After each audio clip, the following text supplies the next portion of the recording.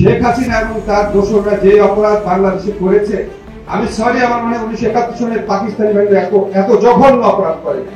শেখ হাসিনা ও তার দোসররা যে অপরাধ বাংলাদেশে করেছে, 1971 সালে পাকিস্তানি বাহিনীও মনে হয় এত জঘন্য অপরাধ করে নাই, এমন মন্তব্য করেন আইন উপদেষ্টা আসিফ নজরুল। 29 জুলাই হত্যাকাণ্ডের বিচার বিষয়ে এক আলোচনায় এসব কথা বলেন তিনি।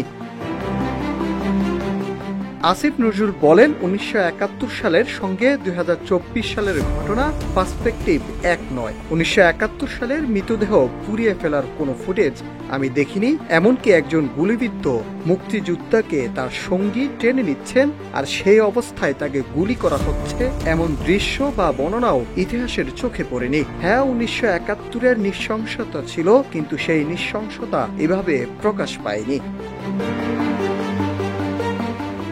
তিনি বলেন, 2024 সালের জুলাই ও আগস্টে যা ঘটেছে তা বর্বরতাকে নতুন করে সংজ্ঞায়িত করেছে।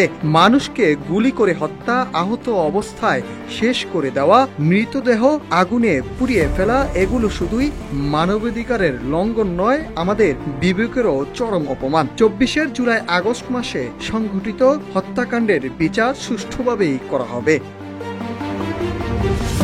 আসিফ নজরুল আরো বলেন, মৃতদেহ পুড়িয়ে ফেলা, আহতদের গুলি করে হত্যা, নিরস্ত্র মানুষকে নির্মমভাবে গুলি করে মারা, এইসব দৃশ্য আমরা দেখেছি 25 মার্চের কালো রাতে। ভয়াবহ সেই রাতের দায়ভার ছিল একটি পাকিস্তানি দখলদার বাহিনীর উপর। কিন্তু আজ আমরা স্বাধীন, আজকের বাংলাদেশ আমাদের নিজের দেশ।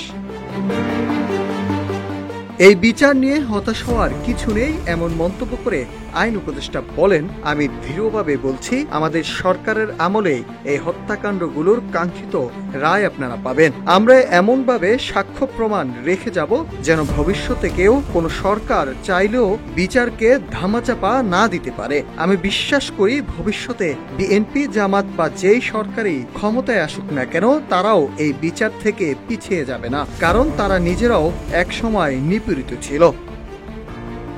নাহিদ হাসান, ইত্তেফাক।